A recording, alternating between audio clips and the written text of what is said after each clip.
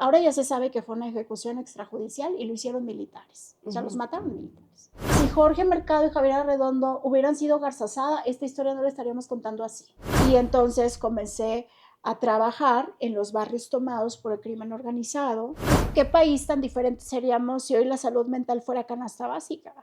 En el momento en que levanté la mano para ser presidenta de México y se me negó el derecho a participar y competir, y vino una ola de violencias por parte de un grupo de hombres en el poder.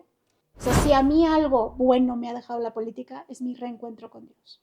De escupirle a alguien, ¿sabes? De pelearte con la silla en la tribu. No, no hay necesidad, jóvenes. Ustedes es todo lo que ven todo el tiempo de los políticos, pero eso no es política. Entonces vas a poner por dedazo a ese cabrón con el que tienes negocios, te pasa una lana, ya compró la candidatura, vas a salir, le vas a levantar la mano, vas a decir que hay un consenso y lo vas a presentar como el señor que tiene que ser el candidato. Estoy, como muchas mujeres, en la fila esperando a ver a qué hora con un expediente nos resuelven cada uno de nuestros casos con violentadores que deberían de estar en la cárcel pero que hoy están libres.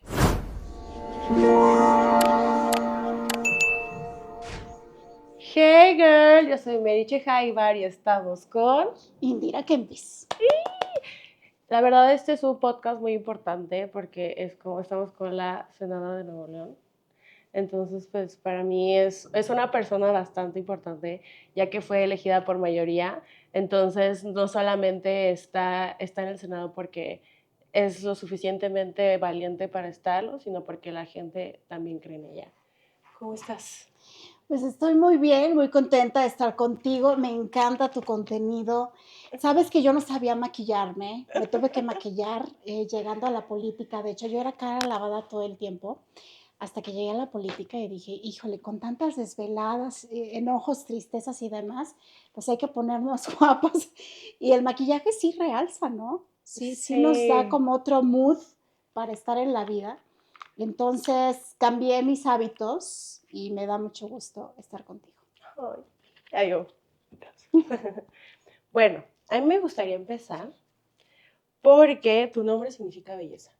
¿Ah, sí? Sí. Yo me puse a investigar. O sea, fuiste a ChatGPT. No, te dijo, no, Google. Yo no confío en ChatGPT. Entonces. En Google. O sea, me puse a investigar, a leer, o sea, el origen de tu nombre. Sí. De hecho, una persona muy importante que también fue Sí.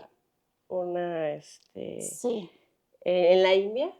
La primera mujer ministra de la India y la única que ha habido en la historia de ese país. Sí. Y sí, mi madre me puso ese nombre a raíz de la historia de esa mujer, que fue muy importante, porque además la India tiene todo un background de haber sido pues esclavizados en algún momento por los ingleses, y la libertad se consigue a partir de Mahatma Gandhi, que hace todo un movimiento social por la paz, bueno, pacífico.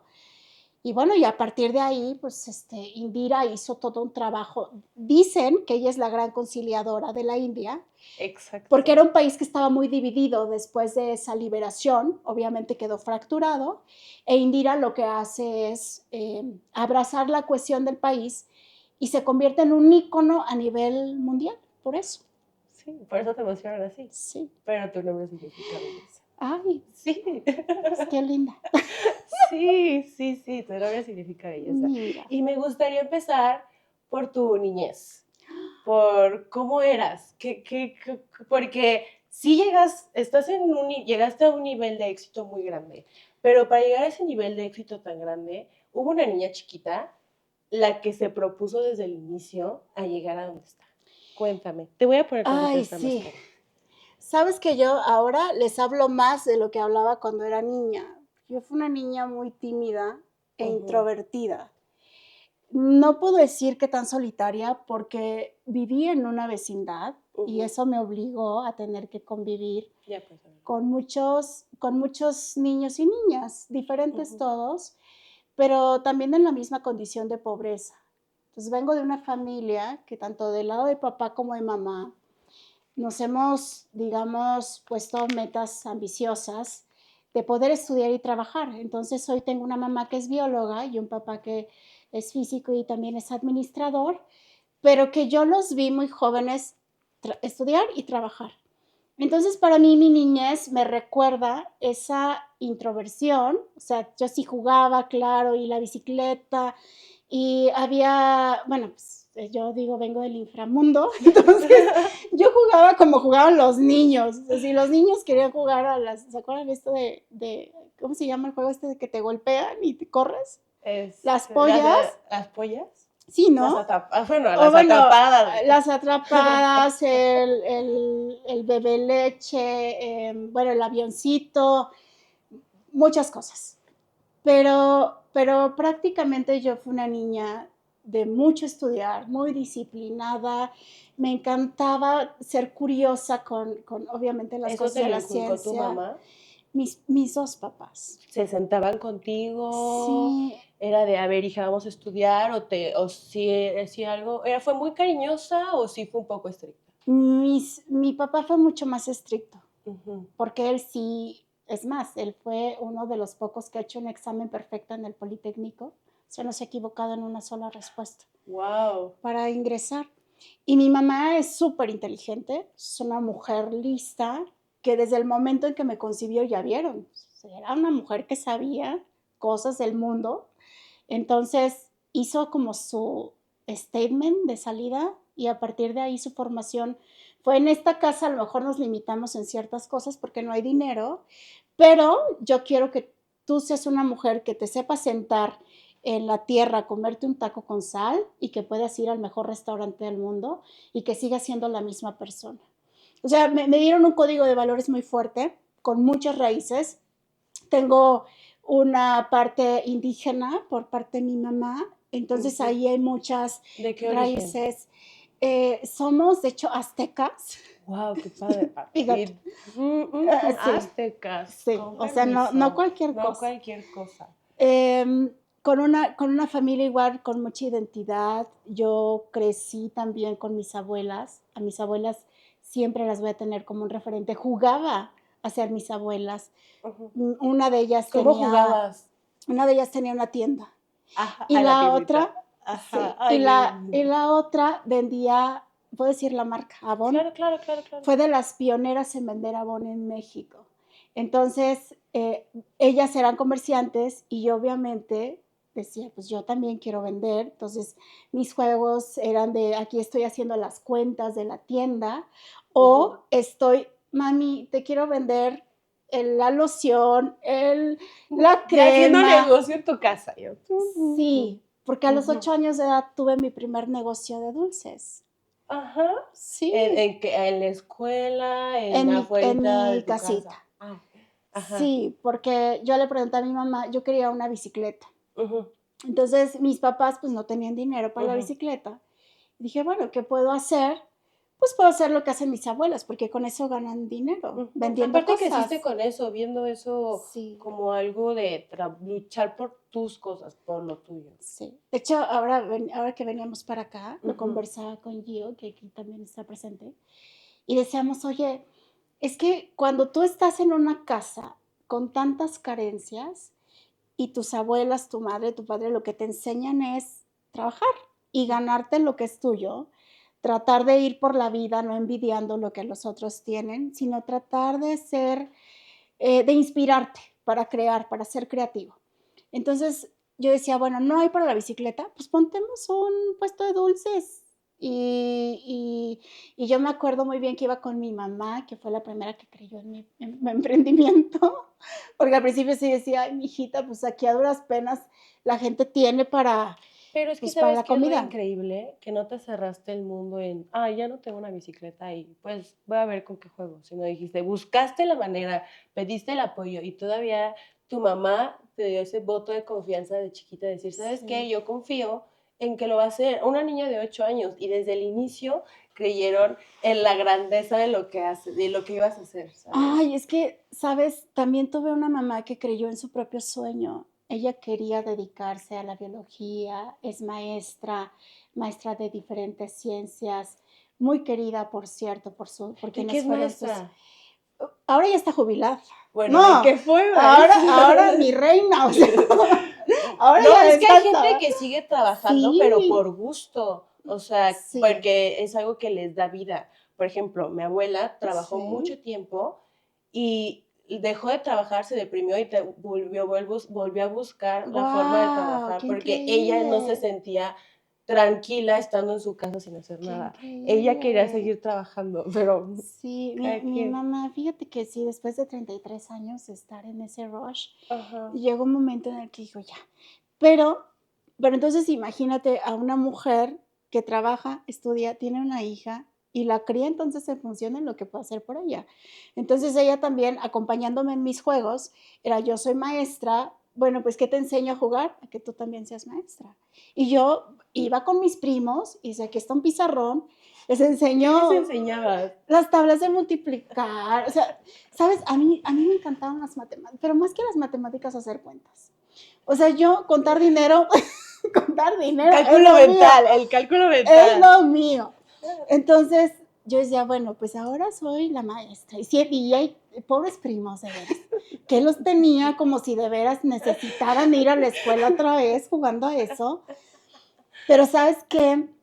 Entonces yo comencé como esto, como a emular, como a absorber como esponja lo que eran los adultos de mi casa. Ujú. Y sí, tenía estos juegos de niños, pero no me clavaba tanto en ellos. Como que para mí era más de vamos a socializar, pero como tipo casi casi actividad física. Ujú. Entonces, gran parte de lo que yo me fijaba era mucho en mi forma de pensar y soy de la generación a la que le vendieron que la educación iba a ser la clave para poder salir adelante. Ujú. Entonces, obviamente, Me voy yo a fui retirar. pensando en yo tengo que ser una mujer educada como mi mamá y como mi papá. Y nada me puede impedir pues en estudiar, porque yo me acuerdo, sí tuvimos un bache, se separan mis papás cuando yo tengo 12 años. ¿Fue difícil para ti? ¿Sabes que no? No. Está increíble lo que les voy a decir. A ver, Porque cuéntame. sí, cuando digo esto, todos es como, ¡ah! Porque además en mi generación, todavía, ahora ya es como casi casi la regla, ya es Es como, muy ¿en qué papá vas? ¿En común. qué número de papá vas, no? El tercero, el cuarto, el quinto. ¿En qué número, papá? Pero en mi generación era de, ¡ah! Tus papás se divorciaron. Entonces dicen que vas a ser drogadicto, vagabundo, Ujú. que no vas a hacer nada de tu vida porque tienen muchos problemas los hijos de personas que se separan.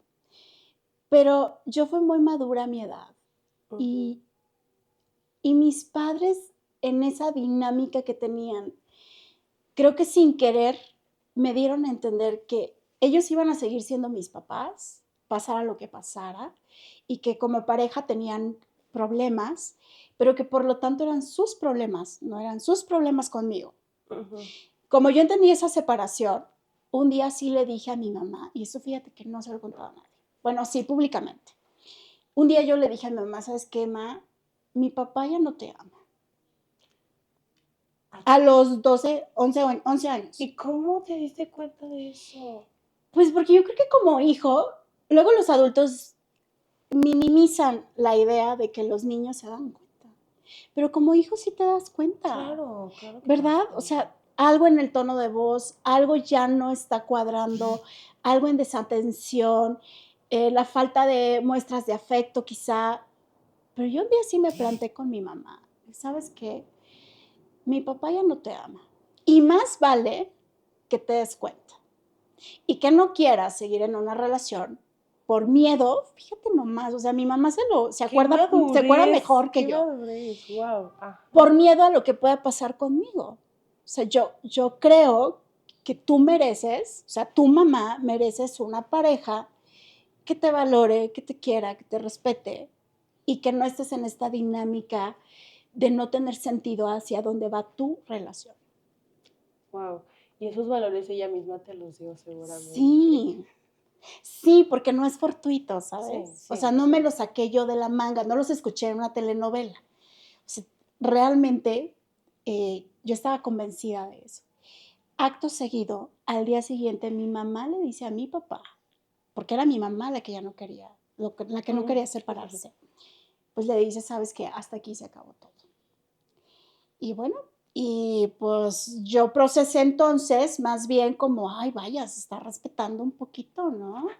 O sea, sí se ama, porque nadie Ajá. puede amar, o sea, nadie te puede decir, hija, cuánto te amo, Ujú. si como mujer no te amas a ti. Exacto. Entonces lo hizo. Sí fue, pues, obviamente triste, difícil, mi papá habló conmigo, la clásica de: "No voy a dejar de ser tu papá", aunque después hubieron cosas. Bueno, yo estoy reconciliada con mi Ujú. padre, pero sí fue un momento muy duro. Luego vino la crisis del 94. Entonces, imagínate, nosotros de por sí vivíamos en una situación complicada. Viene la crisis familiar, la crisis de un país, que se va la economía abajo, y nosotras terminamos viviendo en un cuartito con piso de tierra. O Ujú. sea, eso que teníamos un poquito más, hacia Se atrás. hacia abajo, Y mi mamá tuvo que hacerse cargo de la mayor parte de de los los gastos. gastos. Obviamente no todo, porque mi papá contribuyó en su momento, pero sí tuvo que cargar con esa responsabilidad. Y entonces yo no dejé la inercia de trabajar y estudiar, porque si dejaba de hacerlo, pues no teníamos ingresos para poder salir adelante. Prácticamente tu mamá fue una mamá soltera, Prácticamente. prácticamente. Sí, Okey, entiendo. O sea, sí. se pone modo difícil. A veces, hay modo fácil, modo intermedio y luego modo difícil. Y creo que cuando, Sí, ocurre ese intercambio, se pone en modo difícil, porque llega un punto de que estás acostumbrada a que haya cierto ingreso, y deja de haber cierto ingreso y se corta. Pero ya eres mamá, ya tienes a tu bebé, ya tienes responsabilidades, pero yo creo que es diferente con los hombres porque como ellos no tuvieron todo ese proceso físico, son un poquito más desapegados de sus hijos. Bueno, no todos, no hay que generalizar. Pero cuando llega ese punto, las cosas se ponen más difíciles. Y creo que el mérito es doble. sí, y entonces imagínate, ya comienzas a ver lo mucho que le cuesta a una mujer salir adelante pero no solamente en el dinero, salir adelante emocionalmente. Emocionalmente. Entonces, yo sí vi a mi mamá sufrir por amor, y eso también me marcó, ¿eh? Porque, pues, a partir de verlo, yo sí comencé a decir: "No, no está bien que nosotras suframos por amor". O sea, yo entiendo todas las complejidades financieras, y esas se resuelven con trabajo y creatividad, y talento, obviamente. Pero a veces esta parte emocional que desatendemos tanto, no tiene su lugar, y entonces sí te enfrentas a los peores monstruos que puedes enfrentarte. Entonces sí, mi mamá la pasó muy mal, y a mí me tocó chiquita tratar de entender a una mujer adulta en esa circunstancia. Eso sí me marcó. Es más, yo podría decir que me marcó más que el no tener, porque como que el no tener ya estaba medio acostumbrada, ¿no? A no hay, no hay, no hay, pues búscale. Pero esta parte emocional sí fue como una ruptura muy dura. Entonces, lo que no me dolió fue tanto la separación de mis padres, pero sí ver a mi mamá en una situación muy vulnerable. Eso sí me superpegó. Digo, ya después lo fui maniobrando, tratando de ser su, pues, no tampoco su hombro, porque en algún momento yo le decía: "Mamá, yo no soy mi papá", ¿no? O sea, Ujú, ujú. porque de repente también uno como hija llega a tener esos papeles un poco más que te orientan incluso a ser masculina cuando no lo eres. Ujú. Pero Pero también es tu forma de salir adelante, ¿no? sí, pero Y sí se soy vale. consuelo, aquí estoy, soy tu aliada, y vamos a hacer todo para salir de esta situación. Ujú. Ahí también entendí la importancia de apoyarnos entre nosotras. Sí, tener un círculo de apoyo. Sí. Sí, bueno, después de esa crisis familiar y Ujú, económica, sabes que ya no tuvimos dinero para que yo pudiera seguir estudiando en la escuela tradicional normal. ujú, Entonces yo no hice la secundaria escolarizada, ujú, la hice abierta y tuve que ujú. hacer exámenes para poder sacarla adelante. ¿Y tu mamá te ponía a estudiar, te No, daba fíjate clases que tú solita? hasta eso tuve el respaldo de ella en las áreas en donde ella es experta, química, biología y algunas otras. Ujú, Siempre tuve una maestra de matemáticas, mi maestra Silvia, chulísima, ujú, que en paz descanse, ujú, que fue no solamente una de mis más grandes confidentes, sino quien me convenció que las matemáticas sí eran útiles en esta vida. Y ella decía ¿No que te yo iba a gustaban ser... las matemáticas? ¿Sabes que me encantaban? Me encantaban porque tuve un papá que le fascinan las matemáticas, pero Silvia lo que me enseñó fue como la practicidad, o sea, me daba ejemplos para enseñarme muy puntuales, en donde decías, ah, sí, ok, sí, aquí sí se aplica, ya entendí. Pero además en ese universo Silvia estaba convencida que yo iba a estudiar actuaría. Entonces ella decía, a ti te encanta hacer cuentas y te encantan las cosas de las finanzas y te gusta, digamos, toda esta parte abstracta, tú vas a ser actuaria. Entonces soñaba con eso y, y muy linda porque era amiga de mis padres y no me cobraba mucho dinero por las clases extra de matemáticas. O sea, a todos los niños les cobraba más, pero a mi mamá y a mi papá poquito. Y disfrutaba mucho esos momentos porque realmente Silvia fue una súper amiga para mí a pesar de la diferencia de edad. Y con ella, que después entré a la prepa, pues compartí un montón de cosas que a mí me inquietaban ya como esa joven, como a todo mundo, ¿no? El primer novio, que tuve una historia Romeo y Julieta, casi, casi. Ay, sí. Ay, cuéntanos. No, no, no, no, no. O sea, lo que yo estaba evitando de ver de mi mamá, pues hasta parece como que me lo pusieron enfrente, ¿no? Ajá. Porque fíjate que sí, mi primer galancillo que se atravesó en mi vida, Ajá. pues era mi mejor amigo y nos enamoramos. Ajá. Y luego Era tu teníamos... amigo de la prepa. Sí, pero éramos súper coincidentes en muchas cosas. Y teníamos, dentro de esas coincidencias, a dos madres, pues imagínate mi mamá, enfocada en sacar adelante su familia. Y su mamá, porque también venían de una situación económica, o sea, ellos al revés, o sea, ellos habían tenido mucho dinero y viene la crisis y se acaba el dinero. Entonces él termina en la escuela pública, igual que yo, ¿no? Y somos como una especie de eh, jóvenes que tienen mucho talento, porque obviamente yo me aplico, comienzo a ser de las más alto promedio de mi generación, con este afán de ser educada. Y pues nuestras mamás, que en aquel entonces y todavía estaban preocupadas por los temas de, se va a casar chiquita, va a tener un bebé mañana, ¿sabes? Puras cosas raras de adultos, pero que no nos dejaron vivir en paz. Entonces nos prohibieron hacernos novios. Ay, no. Sí, güey. No, yo, mira, hasta la fecha, digo, güey, ¿qué pedo con esta historia? O sea, no la pudimos, digamos, abrazar en ningún momento, porque además no creas, nos distanciamos una vez por cierta razón y nos volvimos a reencontrar, y nos volvimos a distanciar y nos volvimos a reencontrar, y ninguna de esas. Imagínate. No, bueno. Pero sí quedó marca. Es más, en la escuela, pues todo el mundo decía como que hay tensión ahí porque literalmente no los dejan ser novios. Y a mí mis amigos me ayudaban para verlo escondidas. Ay, ¿cómo?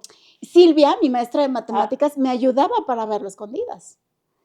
Entonces él decía, yo también voy a la clase. Ah, pues, ¿y ahí quién estaba ahí? Pues estaba yo.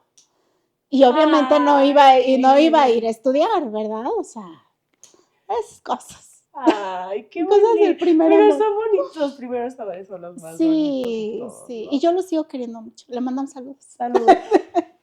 Saludos al hombre. Sí, sí. Se llama Jonathan. Jonathan, si Saludos. nos estás viendo, saludos. Pero, y mi prepa, eso sí la recuerdo, ¿sabes? Rodeada de otros jóvenes, lo incluyo, pero también incluyo a Wendy, a Julio, Sinue, mis mejores amigos, muy echados para adelante, ¿sabes? Todos queríamos hacer algo de nuestra vida. También tus amigos influyen bastante a largo plazo, ¿no crees? Sí. Yo pienso que es una de las claves del ¿Crees que éxito. es importante tener buenos amigos? Tú conoces a las personas por quienes son sus mejores amigos. O sea, ¿quiénes son para ella? Porque luego hay gente que dice que son tus mejores amigos, pero en realidad tú no los consideras mejores amigos. No, los que tú consideres que son tus mejores amigos, que como decía una de mis abuelas, Adelita, que ya está ya está, ahora sí que también descansando de esta experiencia humana, pero Adelita decía, a los amigos se les conoce en 3 situaciones, en el hospital, en la cárcel y en las quiebras. Y quiebras no se refería solo a dinero. O sea, te fue mal, Emocionalmente. fracasaste en algo, te sientes mal y ahí va a estar en tu teléfono alguien a quien decirle, oye, vente a mi casa, o ven por mí, o voy, son refugios del corazón. Entonces, sí, para mí mis amigos siempre han sido un referente de quién quiero ser a partir de lo bueno que ellos son o de lo mejores que son para lo que quieren hacer en la vida. Ujú. Y me rodeé de esas personas iguales o mejores que yo. Entonces, yo sí me acuerdo, todos queríamos estudiar, todos queríamos llegar a tener o un trabajo o un negocio o, pues sí, tener un propósito en la existencia que Ujú. tenemos ahora. ¿Y ahora cómo los ves? Ay, bueno, son papás, extraordinarios papás. Yo todavía no soy madre, pero tengo mis sobrinos y veo en sus hijos a ellos, que eso es lo increíble, ¿no? O sea, les veo su inspiración, su motivación, las pasiones y esos ejemplos de sí se puede. O sea, nosotros fuimos jóvenes con ciertas limitaciones, pero dijimos, queremos estar ahí en la universidad y vamos a estar y lo vamos a lograr y nadie nos va a detener. Y hasta la fecha no nos han detenido. ¿Ya ves? Y Ay, eso me qué padre, eso está encanta, increíble. eso me encanta.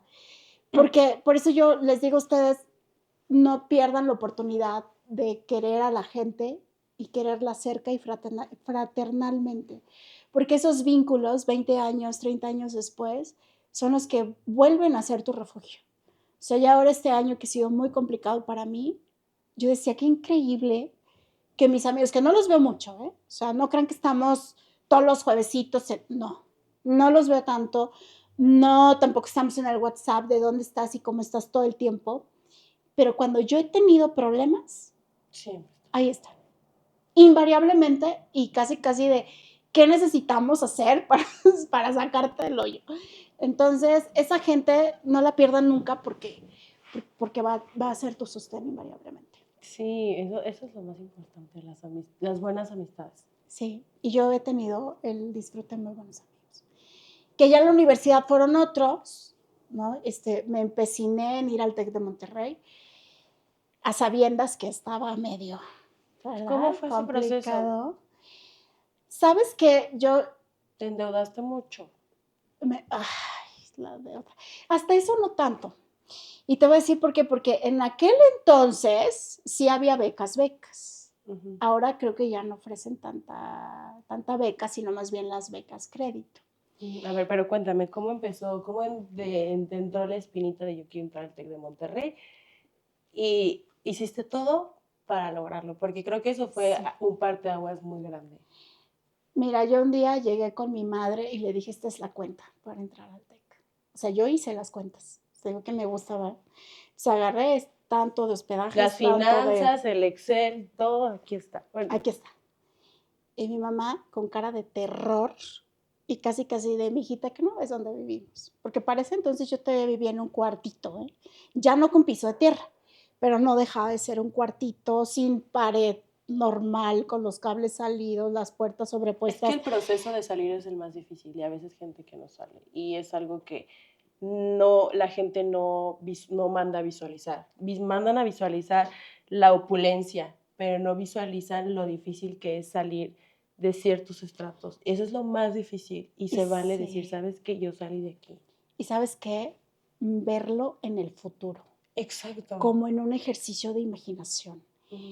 No es que tengas una bola de cristal, pero saber que el futuro se construye con lo que estás decidiendo hoy. Exacto.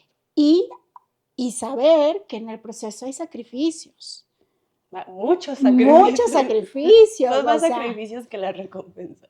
no es nada más aventar al aire, quiero ir al TEC, es saber, no tengo por una computadora, hay que conseguirla, cómo le voy a hacer, por dónde voy a vivir, muchas otras preguntas que yo en su momento me hacía, pero que yo siempre he pensado que las personas que tenemos hambre eso también lo decía una de mis abuelas. El hambre se nota y el hambre se tiene que notar.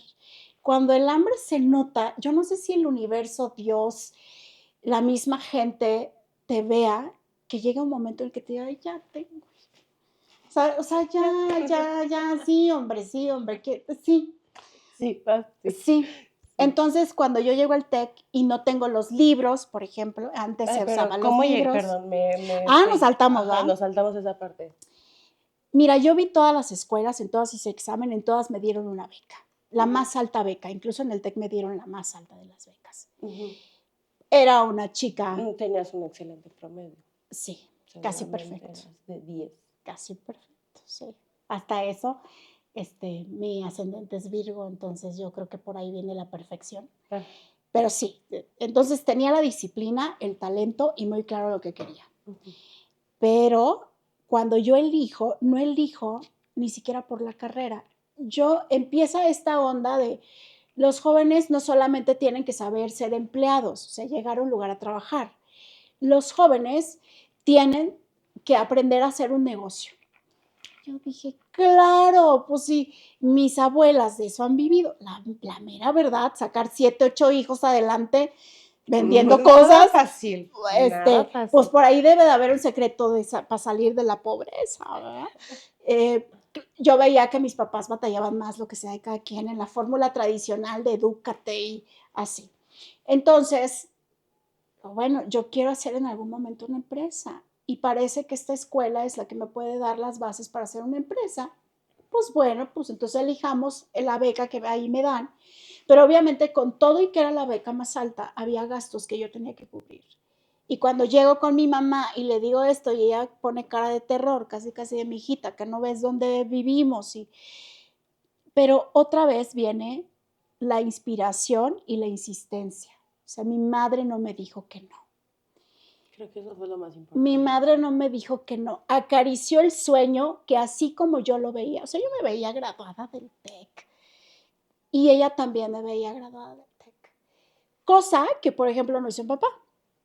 Papá sí me dijo,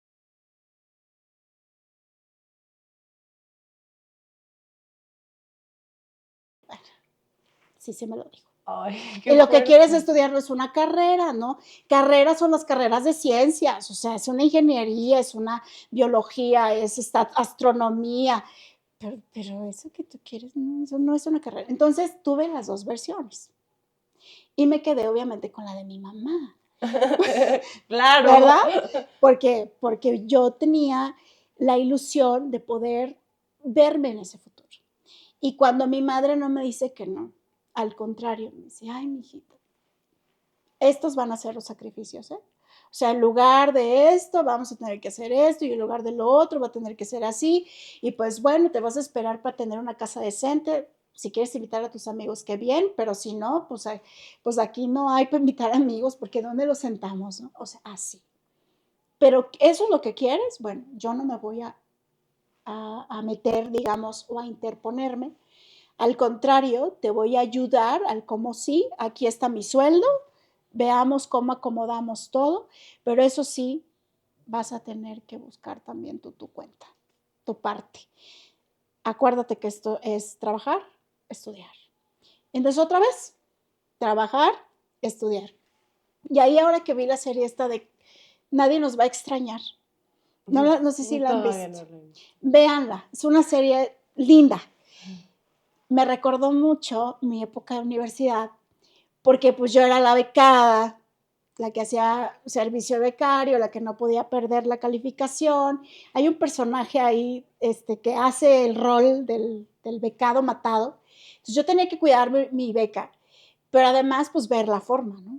Entonces sí, a mí también se me ocurrió que pues ayudarle a mis amigos que tenían problemas, ¿verdad? De aprendizaje de algo difícil, pues me podía generar dinero. En algún momento tuve un intercambio, entonces les enseñaba español a los coreanos, y entonces me pagaban las clases de español. Y sí, en algún momento también fue de las niñas de llegó crudo el compa, y no trajo la tarea, pues está bien, güey, ¿no? Y de ahí saqué, digamos, tantito más. Y luego había un periódico local que también hacía reportajes estos culturales donde mandan a los reporteros a que registren el evento y qué pasó y qué no pasó. Bueno, pues también de ahí. Y aquí viene la parte que te va a gustar. Ujú. Yo no sabía maquillarme ni maquillar, pero comencé a hacer lo mismo que mis abuelas. Entonces, que si la empresa de maquillaje, que si la joyería, que si la ropita, vendiéndole a mis compañeras todo eso para poder salir adelante. Y así me hice la carrera. Entonces, cuando yo tengo ese título, que después me becaron también para la maestría, Ujú. yo como digo, pues soy producto de un montón de esfuerzos, porque el alcance que yo hice, lo que hizo mi madre, en cierta medida lo que también hizo mi padre, aunque ahí con un vacío de ausencia, porque mi papá sí dijo, bueno, yo no quiero ver el matadero al que te vas a empinar, ¿no? Yo no lo quiero ver, que Diosito te bendiga. Con cuidado. Sí, yo por eso ahí tuve mis rencillas con mi papá, pero después ya nos reconciliamos. Entonces, cuando yo termino la maestría, uno de mis grandes lecciones de vida es, todos quisimos que ir a estudiar. Ah. Y digo todos, porque obviamente quien da esas becas, porque no son gratis, no crean que No, son que súper difíciles. son empresarios, es gente que los boletos que ustedes compran para las rifas, quien hizo a lo mejor, quien vendió algo para que pudiera alguien estudiar. Entonces, yo digo, wow, me sorprendo porque a veces creemos que nuestros sueños son nuestros Ujú. y no son tan nuestros como parece. Hay alguien en el otro lado de la situación que también quiere que tú seas una persona educada o una persona que tiene una empresa o una persona que innova en la tecnología o una persona que tiene un podcast o el mejor artista digital de México o una cineasta. Hay alguien que quiere que tú seas profundamente. Cuando yo vi los pedacitos, los pesitos, Ujú. dije, pues sí, soy producto del esfuerzo de un montón de gente que quiso que yo fuera egresada de una de las escuelas más caras del país. Ujú, exacto. Y Y, de las mejores. y de las mejores. Y eso es uno de mis grandes logros. No digo que mi educación no me costó, nos costó a muchas personas. Claro, es muy... Y lo hicimos al final. Entonces, cuando a mí los chicos luego me vienen y me dicen, no, oiga, pero es que hay muchas dificultades en mi casa para poder estudiar. Siempre digo, ¿lo quieres? ¿Realmente lo quieres? Porque si no lo quieres, mira, mejor a dedicarse a otra cosa. Porque también no soy crédula de que un título te dé el éxito. No, para nada. Yo conozco a mucha gente sin título, ¿eh? Y son grandiosas y les va súper bien y son lo máximo. Entonces, no se casen tampoco con esa idea, pero sean honestos consigo mismos. A mí me gusta la escuela porque yo sí quiero ser el mejor doctor. Ah, perfecto. Entonces, pues hay que buscar la manera. Y siempre vas a encontrar a una persona que te va a decir, sí, o sea, va, me la aviento y me la juego contigo. Por eso parte de mi corresponsabilidad cuando me meto a la política, si te das cuenta, viene de esa configuración. Sí, sí, ya estoy ¿Verdad? armando todas las piezas, No claro. estoy solita contra el mundo. Estoy simplemente viendo un futuro que acaricio, que abrazo, que hay dos, que tres, que también dicen me la juego contigo. Y al final tenemos resultados épicos porque una persona que cumple sus sueños es una persona feliz. De eso también estoy convencida. Claro. Es menos frustración, menos miedo, menos angustia, menos necesidad de reconocimiento o de ego. Más bien es compartir tus bonitos logros. Sí, eso es muy importante. Bueno, entonces terminaste la maestría. Sí, sí, sabes que te digo, es un logro súper importante en mi vida. Ya desde antes sabía que quería Eso, Cada quien. hacer una sociedad que me permitiera primero salir del país. Sabes que yo no pensaba quedarme en México, no era como mi plan de vida. Yo decía, termino la maestría, casi casi me consigo un boleto de avión, me subo y no los quiero volver a ver nunca. En serio, me disgustaba mucho la forma en cómo en México concebimos la vida. Y ese ¿Por? quizá, pues mi Ok. contexto, aceptar mi contexto fue muy complicado. No te creas, sí había momentos en los que yo sí decía, Dios mío, ¿por qué así? Porque no solamente es saber los problemas que tienen en tu casa, sino entender, por ejemplo, lo grave que es que una vecina llegue a casa de tus padres y diga, oigan, me prestan 20 pesos porque no tengo ni para ir a una consulta en el Seguro Social, o no hay hoy para las tortillas de la comida, o ver como muchos de mis amigos de la infancia se quedaron sin poder seguir estudiando. Entonces, para mí era ver una realidad que sabía en el fondo que no podía controlar y que la única manera de garantizarme un mejor contexto era saliendo de México. Yo lo he dicho públicamente, yo aprendí a querer a México hasta el día que comencé a verle la oscuridad, a aceptarla y a querer cambiarla. Ese día me entró un amor profundo a México que hoy lo alimento todos los días, pero en su momento sí era, yo me quiero ir, yo no quiero estar aquí.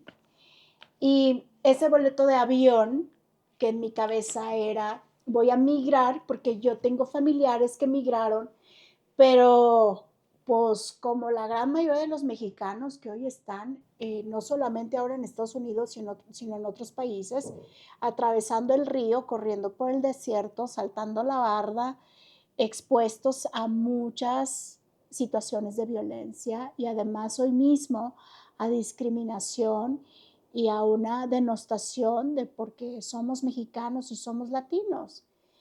Entonces yo decía, no, el día que yo migre, según yo, ¿verdad? Me vendí el cuento de voy a llegar en las mejores condiciones a que se valore mi talento y, y hacerme casi casi de esta ola de fuga de cerebros. Entonces, yo voy a estar en la estadística de los que se fueron porque los contrató alguna empresa, porque se fueron a estudiar el doctorado, porque llegaron a ese país y la armaron en grande y pusieron el mejor puesto de tacos del mundo. Eso era lo que yo Te veía. querías ir bien, no te querías Sí. así. Yo no voy a irme de mujer. Ah, Yo no, vivir porque bien. yo miedosilla para eso, ¿eh? Obvio, O obvio. sea, a los 17 años sí tuve un par de amigas que me dijeron, vámonos, este es nuestro momento. No, pero yo quiero estudiar y apenas estoy ¿Y si se ingresando a la fueron prepa. ellas? Sí se fueron. ¿Y si llegaron? Espera, llegaron y tienen unas carreras prósperas y una de ellas es Gracias a una Dios. súper abogada, y la otra ya le perdí la pista, pero de hecho ellas eran hermanas y les fue muy bien. Ahora toda su familia está en Estados Unidos. Pero yo tenía la experiencia de mi familia también y decía, ay, no, no, yo soy, me da no sé qué sé yo, atravesar ese desierto en esas condiciones. Entonces, mi No, idea aparte era realmente es otra, muy peligroso, ¿no? súper peligroso. Más ahora. Antes ya era peligroso. Yo me acuerdo mucho de esa conversación, mucho. Es más, me acuerdo cuánto cobraba el pollero, ¿Cuánto 20,000 cobraba? pesos de aquel entonces. Y ellas me decían, y si no los tienes, vemos cómo te ayudamos o le pagamos o vemos qué hacemos. Pero vámonos de aquí. Y yo dije, no, me voy por el camino, digamos, tardadito. Pero Llegamos también al fue mismo lo que punto, tu ¿eh? mamá te inculcó, ¿no? Y llegamos al mismo punto, porque ellas también estudiaron. Digo, pasaron años y les fue también muy complicado, pero al final han acariciado el sueño americano que ellas quisieron.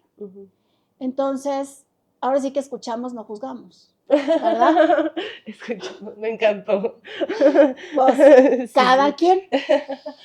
Pero en mi idea de migración era yo tengo que que hacerlo de manera distinta y justo estoy en esas, o sea, estoy viendo becas, opciones, visas, facilidades para encontrar mi boleto de avión, cuando pasa lo de Jorge Mercado y Javier Arredondo, que son los estudiantes del TEC. Estaba yo en la maestría en el TEC y eran prácticamente mis compañeros de universidad. Ay, sí, eran cercanos. Pues no tan cercanos, pero sí, digamos, teníamos vínculo porque eran también becados. Haz de cuenta como el mismo molde. Ok. O sea, estamos en los deportes y igual somos emprendedores y demás. Entonces, pues sí, digamos, había identificación y nos conocíamos entre las personas. Pero cuando llega ese momento, pues imagínate, fue como, ¿qué pasó aquí? Y ahí es donde yo me conecto con México. Ahí es donde yo valoro, a partir de la tragedia, mi coraje. Porque lo primero que me dio fue coraje. O sea, no, la verdad es que yo no nací diciendo voy a cambiar el país. O sea, yo no fui una joven o una adolescente, una niña que dijera, voy a hacer esto y voy a cambiar México. No. O quiero ser presidente de México. No. Quiero ser política. Menos. Es más, mi mamá, el día que entré a la política, fue como, no es posible. O sea, tanto trabajar, tanto, ¿eh? Para que esto termine. Se las digo así de fuerte porque yo una vez le pregunté a mi mamá, bueno, pero narca o prostituta, ¿qué es mejor? No, no, es que no les miento. Mi mamá, o sea, en su momento decía, prefiero prostituta, narca y, o sea, al final. Ah, o sea, sí te decía. Sí, claro. Es que para nuestro contexto, los políticos, pues son los responsables de la vida pública. Sí, sí son. Pues si no fueran negligentes como son y corruptos y violentos como son, pues el narco tampoco estaría haciendo de las suyas, ¿sabes? O sea, una cosa lleva a la otra. Y bueno, la prostitución es el oficio más viejo del mundo, así que de eso ni hablamos. O sea, cada quien. Pero entonces imagínate que pasa esa tragedia. No estaban en un lugar equivocado, estaban estudiando como cualquiera de nosotros, y la gente comienza a sobrejuzgarlos y a prácticamente decir, ustedes están metidos ahí, no, pues están estudiando, sus jóvenes como cualquiera, echados para adelante, y a mí eso se me metió en la tripa. Así que no es posible, porque los empezaron a señalar de delincuentes también. Ahora ya se sabe que fue una ejecución extrajudicial y lo hicieron militares, o sea, los mataron militares, pero en su momento no se sabía. Y yo, en una cosa que me llega a la tripa, porque casi fue defender su honor es defender el mío, ¿sabes? Y es defender el de fulano y el de sutano, a ver, porque si Jorge Mercado y Javier Arredondo hubieran sido Garzazada, esta historia no la estaríamos contando así. Es la mera verdad. Sí. Sin ofender a nadie y sin pensar en estas divisiones estúpidas de que los ricos no les pasa nada y no lloran, ¿verdad? O sea, pero en esta desigualdad que sí vivimos en nuestro país, si hubiera sido gente, ¿sabes?, de familias que incluso tienen el contacto del gobernador en su celular, pues no los hubieran criminalizado como lo hicieron. Entonces, para mí salir a defender a Jorge y Javier fue salir a defender, pues, a mis compañeros, a mi esencia de estudiante. No soy narco, soy estudiante, no soy un criminal, soy estudiante. O sea, no me estoy drogando a las 3 de la mañana. Y si así fuera, nadie tiene por qué venir a matarte, si así fuera el caso. Entonces, defender la libertad y defender la justicia y la memoria de las personas que pasan por esa situación. Pues, haz de cuenta que agarré el boleto de avión, que espere. Pues yo voy a salir a la calle a protestar. Y a ser tan aguerrida como lo sigo siendo. O sea, si ese señor y ese señor y ese señor, porque la mayoría de la política son señores, sí, tienen la responsabilidad de lo que está pasando, hay que señalarlos. Y sin tapujos, y sin cariños, y sin diplomacias. Hay que hacerlo directo. a la cara y también yo sin esconderme. O sea, yo siempre he sido una activista frontal, no tengo por qué utilizar bots ni cuentas falsas, ni tengo por qué esconderme de lo que me estoy quejando porque además es un derecho. Y ahí fue donde me hice activista, me fue muy mal, no me fue bien, Cuéntanos eso. porque en aquel momento, digo, ahora si tú te haces activista, pues, casi casi la gente te aplaude, ¿no? Sí, es que es muy diferente la perspectiva del activismo Sí. en tu tiempo que el de ahorita. No, en mi tiempo, para empezar, la gente decía, te van a matar. Y sí, Pues a los del 68 los mataron, mija. Entonces la gente me tomaba como loquita, esta niña no está cuerda. Y pensar, porque yo me acuerdo, mis profesores decían, y pensar que le veíamos tanto futuro. así te decían. Sí, claro. Sí, claro, porque para ellos que una mujer estudiada, que puede cambiar al país de otras maneras, que saliera a la calle a gritarle al señor gobernador que nadie le grita, pues era como, reina, date cuenta, estás echando a perder tu carrera, tu futuro, todo lo que has estudiado. Mi familia, que siempre ha sido muy respetuosa de mis decisiones, no te creas, mi mamá preocupadísima, mi hijita, te estás metiendo en problemas, es que tú no sabes lo que es eso, no sabes lo que es trastocar los intereses de estas personas, bueno, muchas cosas. Entonces yo me volví pues un poco como fuera del sistema, Ujú. porque de ser la niña prodigio que estaba cambiando su propia vida y que seguramente se convertiría en la ejecutiva de empresa más importante del país, pues estaba en la calle, sentada en el piso con una pancarta. Porque de esa protesta de Jorge Javier siguieron montones más. O sea, yo me hice la activista de Monterrey. Que si el transporte, que si el agua, los animales, los perritos, la vivienda, las calles, las banquetas, los peatones, todo, por todo protestaba yo. Entonces, cuando eres esa persona, no sé, en su momento no era esta mujer es valiente, en su momento es esta mujer suicida. Se está buscando que algún día alguien le dé un balazo en la cabeza. Y obviamente sí fue una actividad de riesgo, no digo que no. ¿Cómo manejaste el problema de tu seguridad? No el de los demás, la tuya.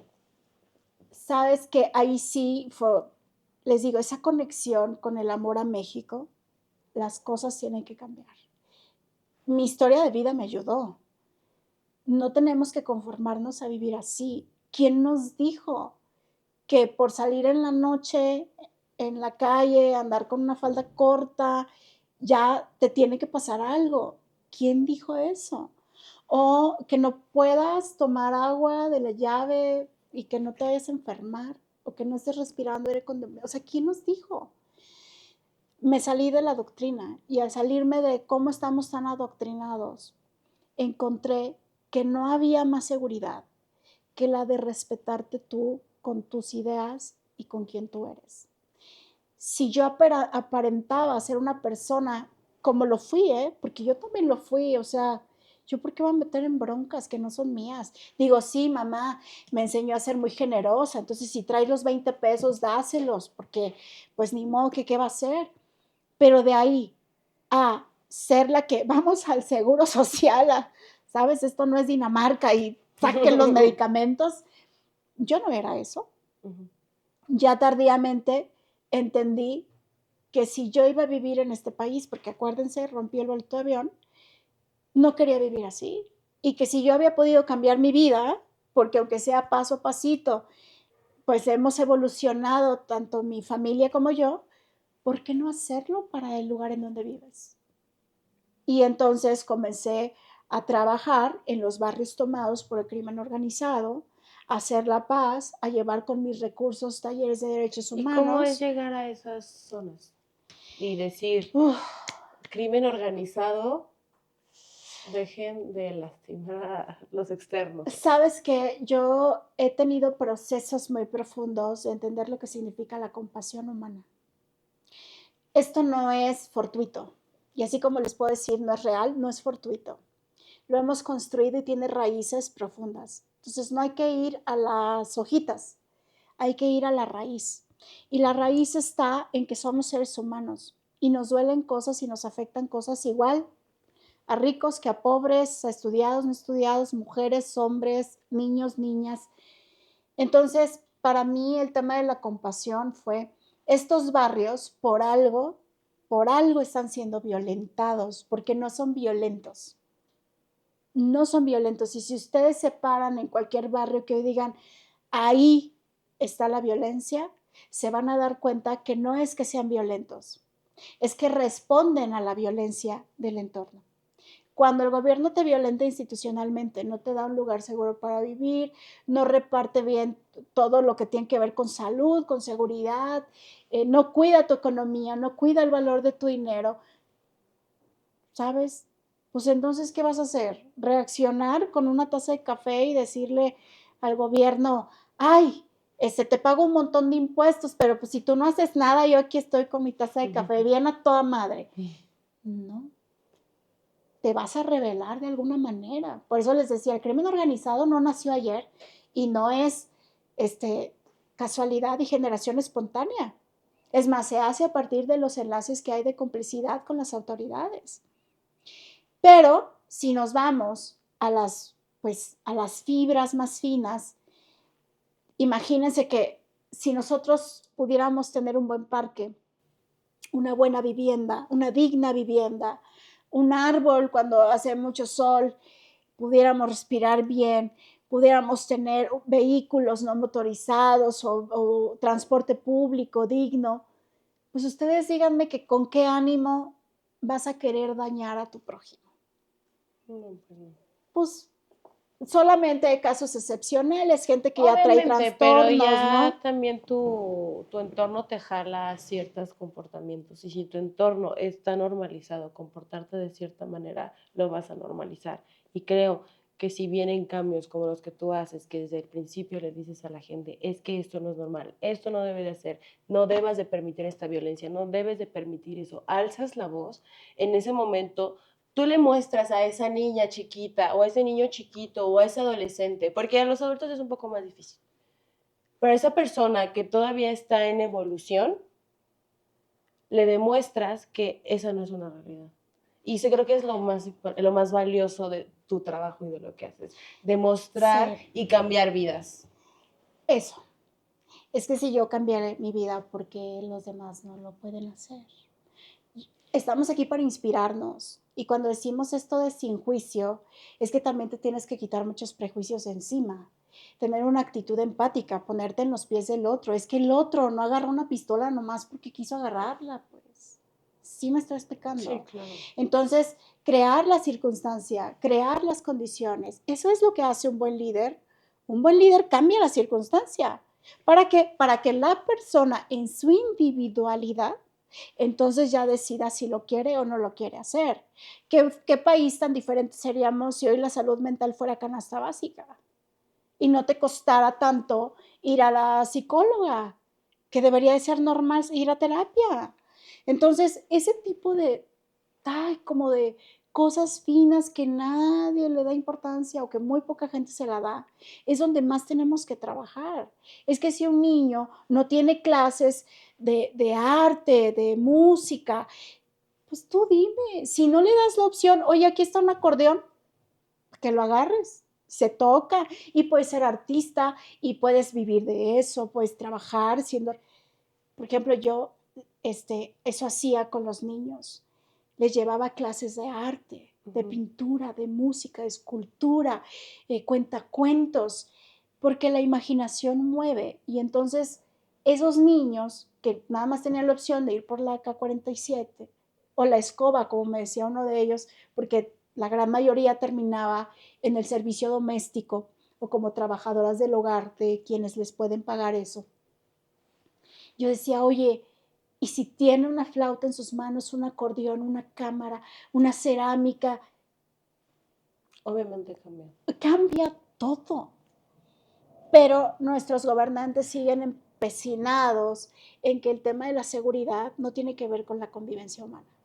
Es decir, siempre van a ser más militares, más cámaras, más bardas, más carros blindados, más, ¿cómo se dice?, barrios encerrados o ahora las torres controles de seguridad en todos lados. Yo a veces cuando paso en el aeropuerto, siempre que estoy en esa fila donde meten las cosas, yo siempre digo, güey, es que si yo quisiera pasar droga, esta no sería mi vía.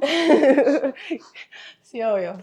O sea, digo, si estuviera un poco estúpida, no, esta no sería mi vida, ¿verdad? Sí, obviamente no. Ajá. Entonces, me pones 8 policías alrededor mío, ¿y eso de qué sirve? La fórmula de la violencia para mí es corrupción, impunidad y desigualdad. Esa es la fórmula de violencia. Ujú. Mientras sigamos teniendo corrupción, impunidad y desigualdad, eso no va a cambiar, empeora. Entonces hay que crear la circunstancia.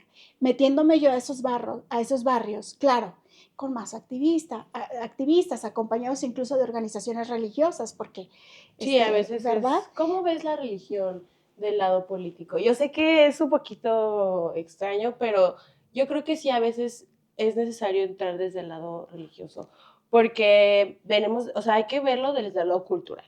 Sí. Yo me estoy enfocando en eso y no hay que sacarlo de contexto, perdón.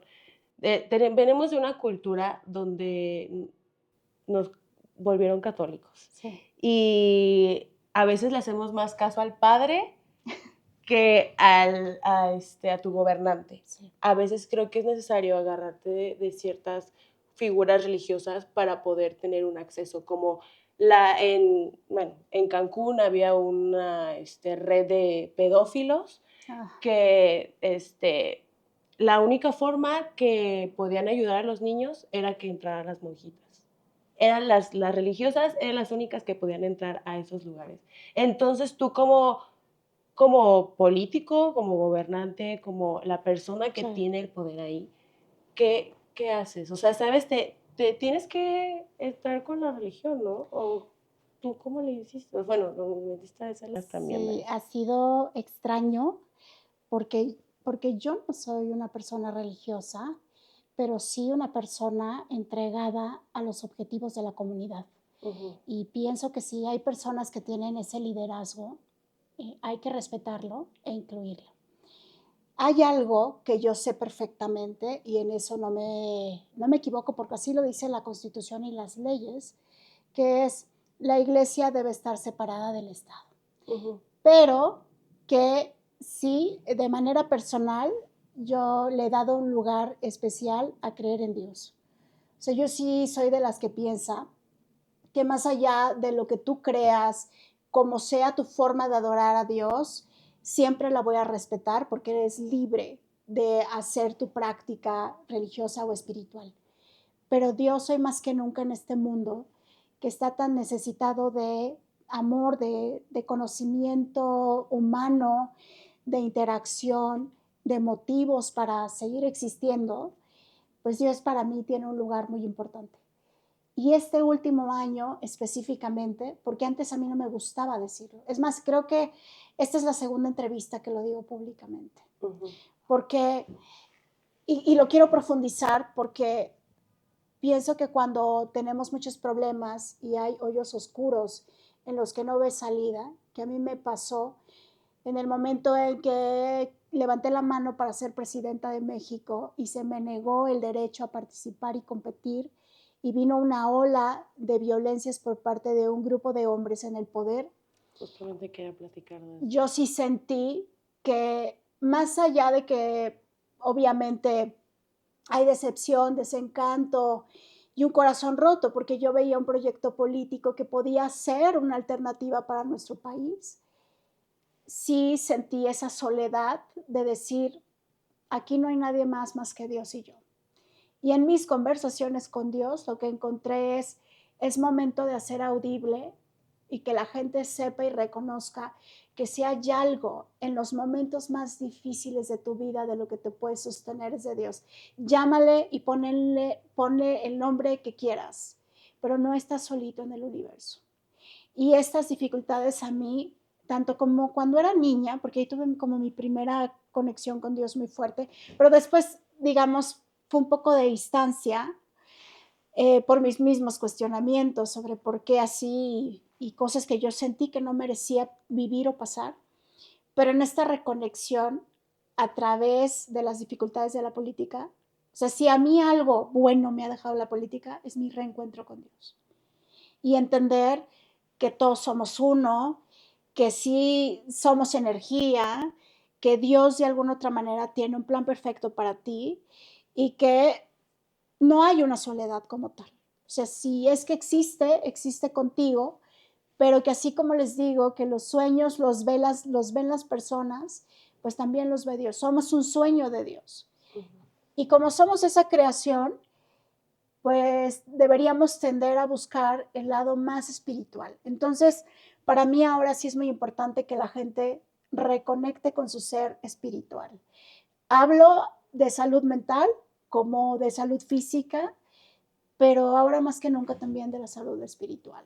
Y en eso tenemos mucho que trabajar porque obviamente hay diferencias que nos dividen, pero, pero para mí encontrar en los liderazgos, en los guías espirituales, en toda esta gente que está conectada a pues a su creencia de Dios, me permite entender que sí podemos ser un mundo en donde podamos respetarnos y amarnos como humanos que somos. Sí, wow. Ay, yo, shock, que me encantó. Sí, pero esa es la dificultad. O sea, yo este año, que sí yo decía, no, ¿qué está pasando, no? Cuando yo decía, me metí a los barrios en conflicto y violentados y esta vez me tocó a mí.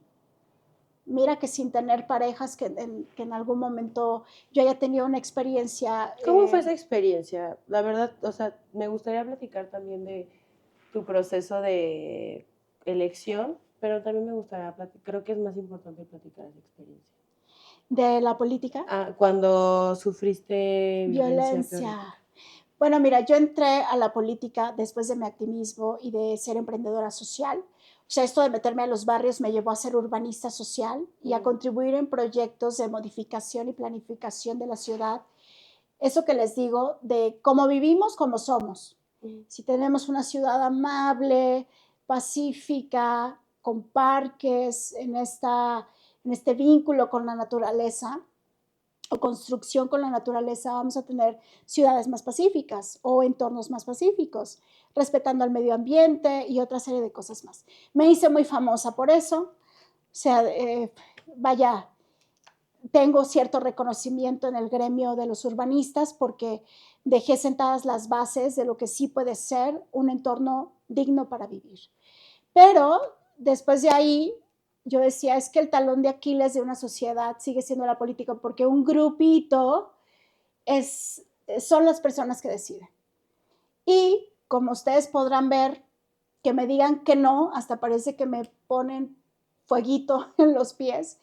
Entonces decidí ya grande meterme a la política y encontré en algunos que eran mis aliados, al final terminaron traicionándome, pero en su momento yo los encontré como estos aliados en una juventud tardía, en donde dices, vamos a cambiar al país, vamos a cambiar Nuevo León, lo vamos a resetear, vamos a comenzar de cero, podemos hacerlo, tenemos ideas, tenemos juventud y no tenemos las mañas de los mismos políticos de siempre. Al final, pues ellos, digo, terminaron igual o peor que lo que criticábamos, pero yo intenté mantenerme a mi coherencia, a mi consistencia, porque yo insisto que si tú no respetas quién eres, no puedes respetar absolutamente nada, no puedes respetar un país. Entonces, me meto a la política, llegamos directo al Senado, que a mí eso también me impresionó. ¿Qué se siente estar en el Senado? Porque el Senado es la segunda puerta más importante. Sí. Es el segundo escalón. Ese es el primero escalón. Es presidente. O sea, sí. Estás abajo del presidente. Wow, muchísima responsabilidad. Yo me acuerdo el primer día cuando tomé protesta, porque además volteaba y decía, aquí están los que yo veo en la tele, porque no los conocía. Yo era nueva en la política, era nueva, era de las más jóvenes, era mujer. Vaya, yo creo que mi historia del activismo y del emprendedurismo al Senado ha de ser única. No debe de haber otra, ¿eh? Es única. Porque ex alcalde, ex gobernador, ex algo, pero llegan. Es más, pues Aparte sí, tú te hiciste a ti misma. súper novata. Entonces me pasó de todo lo que le puede pasar a un novato, desde las cosas muy lindas hasta las cosas muy malas, precisamente porque la gente se aprovecha. Pero para mí, parada ahí, yo decía, es que todos estos que están aquí, yo los vi de chiquita o los vi en la tele, en el periódico, y ahora yo tengo esta responsabilidad. Lo primero que me dije a mí misma, no se los miento porque se me quedó como tatuaje, fue, me tengo que ganar el respeto primero de estas 127 personas. Aparte ya estás en la mesa de los adultos. Ya no estás en la mesa de los niños chiquitos, ya estás jugando con adultos. Y me empezaron a crecer los dientes. Porque en esa pecera solo hay tiburones. Había, porque pues ya esta legislatura ya vemos como un declive. Pero Sí. todavía la que a mí me tocó fue altura política, gente con mucha experiencia y ganas de hacer y contrahacer la política. Yo aprendí, digamos, en las grandes ligas a entender a la política de una manera diferente. Con esos ejemplos, yo supe primero lo que no quiero ser y después lo que sí quiero ser. ¿Qué es lo que no quería hacer? Ay, mentirosa, deshonesta, traicionera, corrupta, doble cara, faltarle respeto a mis votantes, no ser clara con mis votantes, egoísta, mamona, ¿no? Sentir aquí ya llegó la senadora y póngale la alfombra. No, por favor, eso no. No quería ser una jefa recalcitrante, que tuviera todo el mundo trabajando y sobreexplotando y gritándoles como algunos hacen y acostumbran. Quería construir más bien a Indira Kempis en su versión más humana de entender que el quehacer político es solo el arte de entretejer los vínculos humanos. Hacer acuerdos, negociar, aprender de diplomacia. Viajé a más de 30 países representando a México. ¿Cómo es eso de la diplomacia? La diplomacia. ¿Cómo manejas eso ya que llegas a otros países?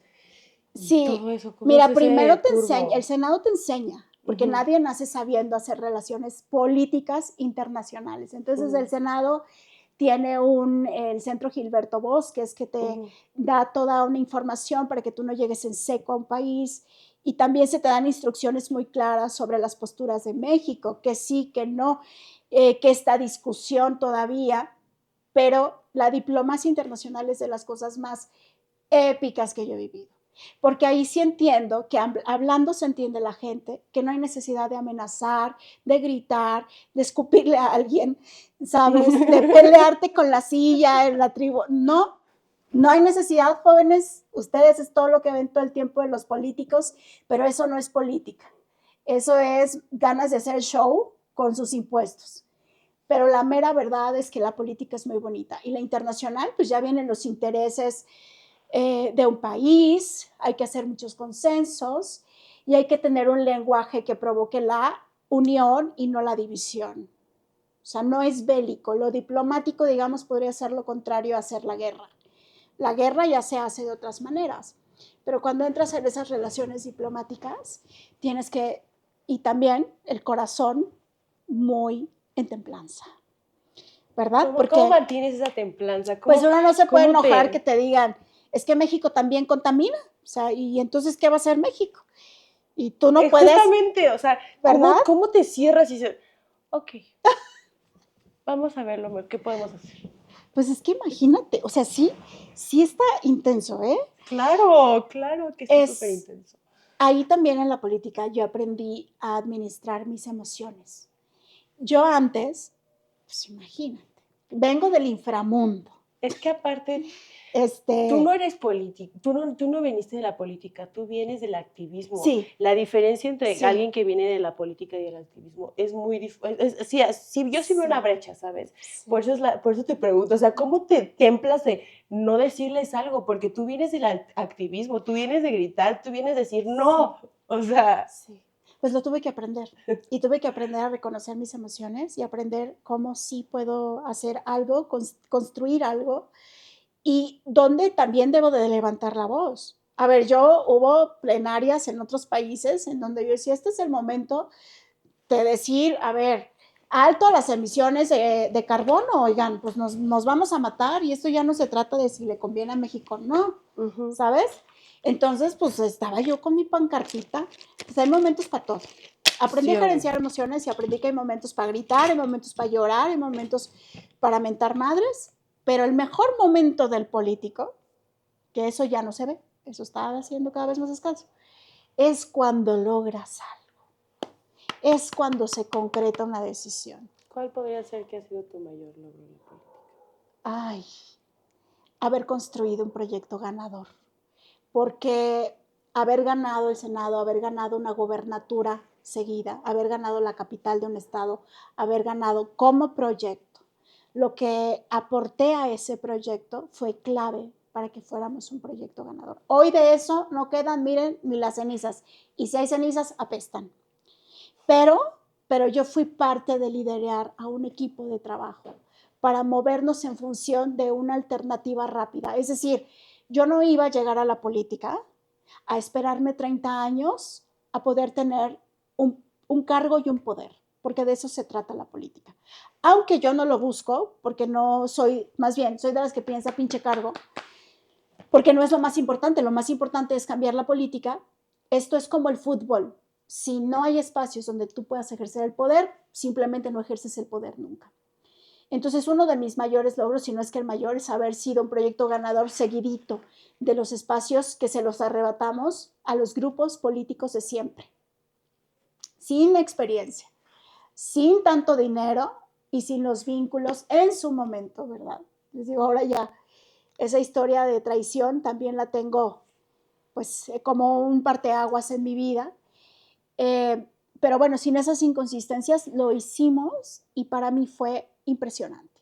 Y lo segundo, porque aquí hay una reflexión importante, que más mujeres llegaran a ser candidatas y a tener también un puesto público. Fui dirigente de un grupo de mujeres en donde empezamos 2 y terminamos más de 1,600 mujeres trabajando por ese proyecto político. Y estas limitantes de no puedo porque soy mujer, no puedo porque yo no sé, porque a mí el marido no me apoya, porque tengo hijos, porque no tengo idea, porque empezar a desplazarlo, claro que puedes. Queremos ver a más mujeres en el poder, a más mujeres con autonomía, ejerciendo el poder, haciendo que esto funcione. Y claro, o sea, no nacimos en el poder, siempre les ha pertenecido a los hombres. Pero es momento de romper mitos. Entonces, a mí me toca de las mujeres. A mí me toca destruir el mito de que no puedes. Y entonces llevo a estas mujeres a que arrebaten sus lugares y digan, oigan, a ver, no, aquí hay muchos señores, se va a sentar fulana de tal. Y la candidata va a ser fulana de tal. Y fulana de tal va a ser. Entonces, a mí eso me ha llenado de mucha satisfacción. Porque yo sé que uno no tiene que esperar que te agradezcan nada. Mi mamá eso siempre me ha enseñado. Tú da sin, claro, en esa reciprocidad, pero sí tampoco esperar que todo el mundo te agradezca. Sí, no todos ¿no? Pero Pero sí la reciprocidad de pensar que gracias a ese trabajo y ese esfuerzo, esa tenacidad, peleas con ellos. Me peleé 200 veces de las peores, de las mejores maneras. Hoy veo a mujeres que están sentadas en donde están y aunque no me hablen, yo sé que están sentadas en donde están gracias a todo ese trabajo. Y así cambiamos el mundo, ¿eh? Sí, porque como dicen ahora muchas mujeres, pues tampoco tenemos que ser amigas, ¿no? O sea, si esto no es sí, no se trata de ser siempre amigas. No, se trata a veces nomás. Puedes trabajar bien y se trata de que el mundo va a cambiar con nosotras. Yo de eso sí estoy convencida. No hago discursos baratos feministas, me molestan de hecho las feministas que salen con pañuelos y puño alzado, pero que a la mera hora no dan la cara, no dan resultados, las mujeres que están en el poder, que se dicen feministas, pero sí pienso que las mujeres estamos dándole la vuelta a algo que había sido consistentemente siempre igual y que no había podido ver por una comunidad más amplia que hoy está representada en nosotras, en las mujeres. Entonces yo me quedaría con esos dos grandes logros. Tengo una pregunta, así que es la estrella y que tengo aquí desde que llegaste. ¿Cuál era tu perspectiva antes de entrar al Senado y cuál es ahorita De de la que ya política. terminó todo? Bueno, De pues la sí, política. sí, de la política. Y también de la experiencia de todo, o sea, cómo de Sí. cuando llegaste inexperta, ahora que ya tienes toda la experiencia, ya 1000 proyectos, ya platicaste Sí. con 1000 personas, ya viajaste por muchas cosas, ya, wow, o sea, Mira, yo antes decía, es que yo no sé hacer política. Y no sé si se han dado cuenta, pero en todas estas anécdotas que les estoy contando siempre hubo una Indira Kempis haciendo política. Te decía, el mejor logro de un político es concretar algo, es que algo suceda, que algo pase y que algo cambie por tu decisión. Entonces, yo fui política en mi casa, fui política con mis padres, fui política en mi sociedad, en mi barrio, fui política en la escuela. Quizá no reconocí mi talento a tiempo, pero tengo un talento para hacer política. Diría un amigo, naciste para esto y te acabas de dar cuenta. Entonces, la política para mí es mi manera de cambiar al mundo. Hay muchas maneras de cambiar al mundo, al planeta. Para mí, eso es la política. Con desencantos, miren, les puedo contar y hacer una lista y vamos a llorar y vamos a abrir una botella de tequila. Porque hay más frustraciones que momentos de alegría o de felicidad. ¿Por qué? Porque pues es un mundo, mierda, es un mundo donde todo el mundo está acostumbrado a traicionarse, a no respetar acuerdos, a mentir, a faltarse el respeto a sí mismos, no se quieren ni a sí mismos. Entonces, cuando tú entras a ese lugar con la idea de cambiar, no, hombre, pues ¿quién quiere cambiar? Si todos estamos aquí muy cómodos, Indira, ¿pero qué estás pensando? ¿Estás loca o qué? Porque entonces todo representa una amenaza, una locura, ¿cómo le dicen? Como cuando alguien, una osadía. ¿Por qué te atreves a querernos cambiar el juego si así todos estamos bien? Entonces yo me enfrenté constantemente a no se puede, no se puede, no se puede. Mi último no se puede fuerte fue cuando me dijeron a la mala, con amenazas, con violencia, con gritos, con ley del hielo, con persecución política, pues no puedes ser presidenta, porque ni siquiera puedes competir. Entonces ese ha sido uno de mis tragos más amargos, si no es que el más amargo. No porque yo me considere, yo siempre he pensado que las competencias, desde niña compito, sobre todo en competencias intelectuales, era de las que iba a los concursos de historia, de matemáticas, de contabilidad, de todo. Entonces, para mí la competencia en una democracia es importante. Yo no lo pido gratis, ¿sabes? O sea, a mí ponme a competir y yo voy a dar lo mejor. Y si nadie demuestra ser mejor que yo, pues ya fregué. Esa es mi actitud ante la vida. Entonces, imagínate cuando me dicen, ni siquiera puedes competir, reina. No, eso es... No, pues papacito. Entonces vas a poner por dedazo a ese cabrón con el que tienes negocios, te pasa una lana, ya compró la candidatura, vas a salir, le vas a levantar la mano, vas a decir que hay un consenso y lo vas a presentar como el señor que tiene que ser el candidato. No, pues no. No, pues ¿sabes qué? Conmigo no cuenten. Conmigo no cuenten para hacer esa simulación, porque se supone que tenemos derechos, que las mujeres hoy estamos en el momento más álgido de nuestra lucha. Tan es así que México tiene una primera presidenta y resulta que el dueño de un partido dice que no. Y su compadre, el otro, dice que no. Y el que me tiene más envidia que todas las mujeres juntas dice que no. Entonces, yo sí agarré mis maletitas, ¿verdad? Y dije, con permiso, este juego no lo juego. ¿Por qué? Porque yo sí quiero cambiar al mundo. También es importante poner límites, ¿no? Claro.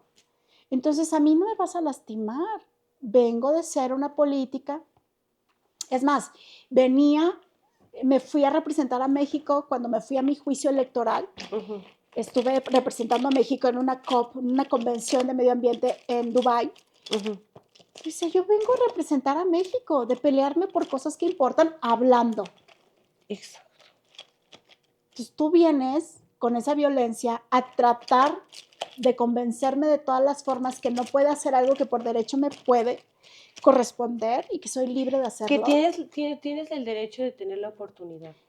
Claro, por supuesto, porque es constitucional. Sí. Entonces ahí sí dije, cierro cortinas, ahí se ven con su proyectito, están así de chiquitos y pues perdón, pero como diría mi amiga Licha Villarreal, que sí es mi compa, o sea, les quedó grande la yegua y cambié de caballo. ¿Verdad? ¿Cuál fue tu experiencia más negativa después ya ahorita en la política? Lo violento que pueden llegar a ser esos grupos de poder. Pienso que el país también por eso está como está. Porque si hay personas que utilizan la violencia para acordar los asuntos de la vida pública, pues imagínate cómo salen esos acuerdos a una estira y afloja que nadie necesita. Entonces, sí, la experiencia de la violencia política, que yo había acompañado a muchas mujeres, de hecho, que es más, me tocó como legisladora hacer las leyes para que pudiéramos defendernos. Ahora sí que lo acompañé, lo analicé, lo hice ley junto con mis colegas y más mujeres y al final me tocó aplicarlo porque tuve que irme a un juicio que por cierto, hasta la fecha mi denuncia no tiene respuesta. Estoy, como muchas mujeres, en la fila esperando a ver a qué hora con un expediente nos resuelven cada uno de nuestros casos con violentadores que deberían de estar en la cárcel pero que hoy están libres. Ujú.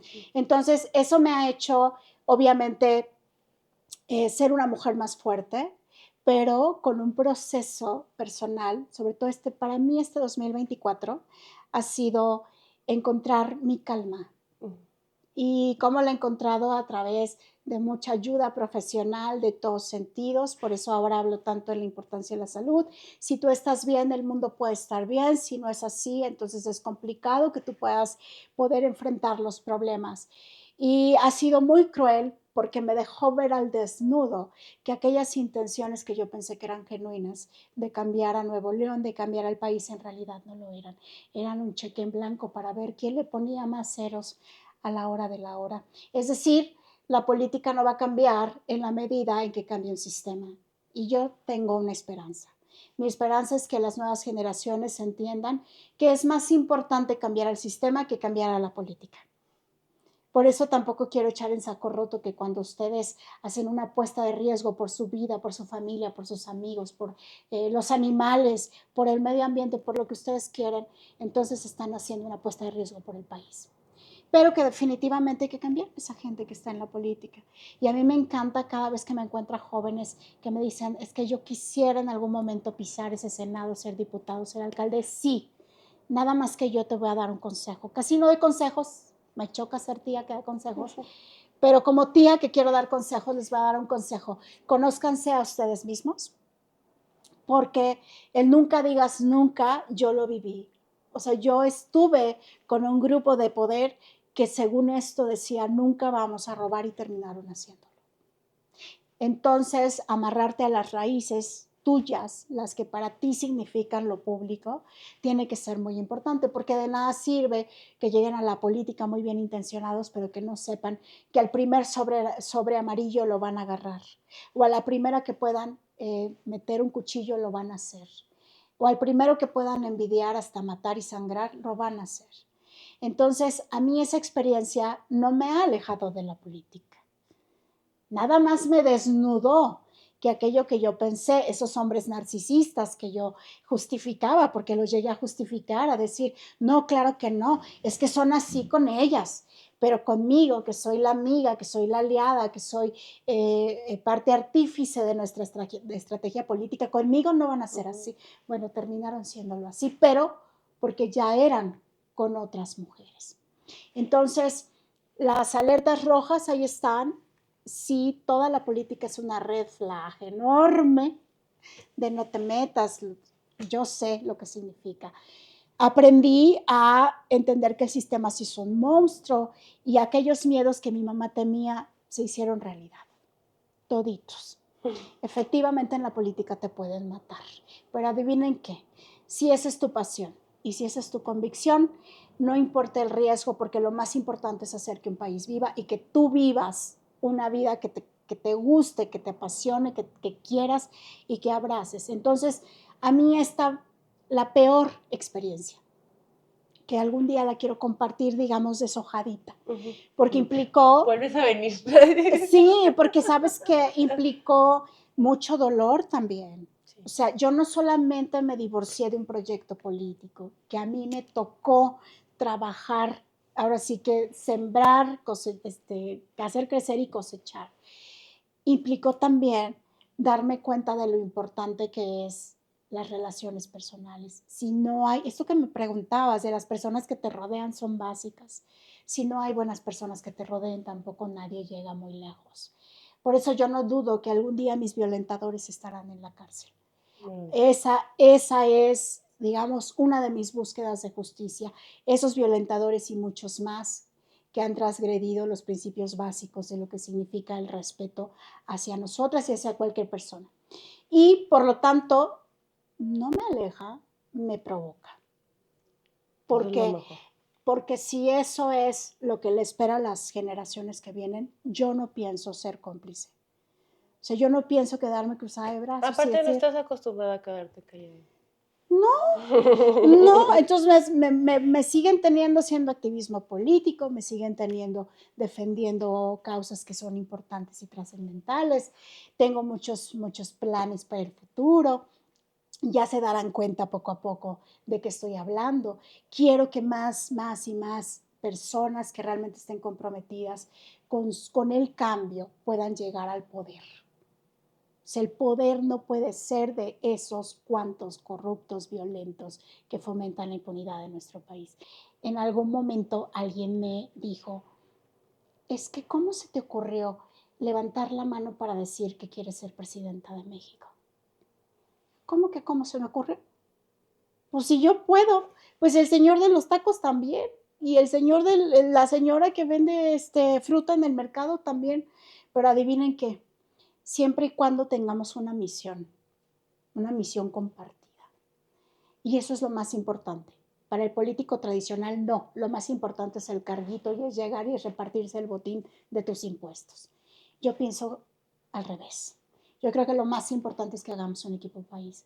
Y algún día, porque yo sí lo veo, yo me he visto de muchas maneras, pero yo sí veo que tendremos un país con muchos más de ustedes adentro que afuera y que no estaremos negados a tener el mejor y el más fregón país porque nos lo merecemos.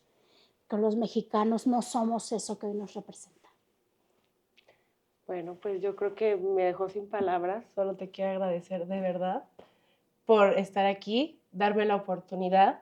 Yo ya te había comentado, hice mi servicio social en el Senado de la República y yo la veía a ella como una gran inspiración. Que estés aquí conmigo es un gran logro que he hecho en muy poquito tiempo y de verdad muchas gracias por esta gran oportunidad y por permitirme conocerte. Esa fuerza de mujer, me has inspirado muchísimas cosas, me has dejado muchas cosas en claro. Creo que todas las clases que tomé en la universidad, esta clase es de las más importantes que he tenido, que he aprendido mucho de ti en este poquito tiempo y de verdad muchas gracias por esta gran oportunidad. No, gracias. Y por dejarme maquillarte también. Gracias, quedé súper linda. Vine cara lavada. A mí, ¿saben qué me sorprendió, amigo? O sea, sí puedes estar con cara lavada, claro que puedo estar con cara lavada. Todas las mujeres somos muy lindas y lo que tú haces, que es compartirnos un espacio, también es relevante para seguir cambiando el mundo. Si hay algo que las mujeres no nos hemos permitido es compartir nuestras experiencias y hacerlo en esa intimidad que van a decir y que van a hablar siempre. Pero compartirlo, comunicar, el maquillaje es una forma de expresarnos, así que la agradecida soy yo. Ay, pero muchas gracias, nos seguimos viendo. pues tiene todavía muchísimos proyectos, hay que seguirla viendo y hay que aplaudirle porque es una mujer que yo admiro mucho y es de admirarse y muchas gracias por la oportunidad. Gracias. Nos vemos en un siguiente Bye. capítulo. Bye.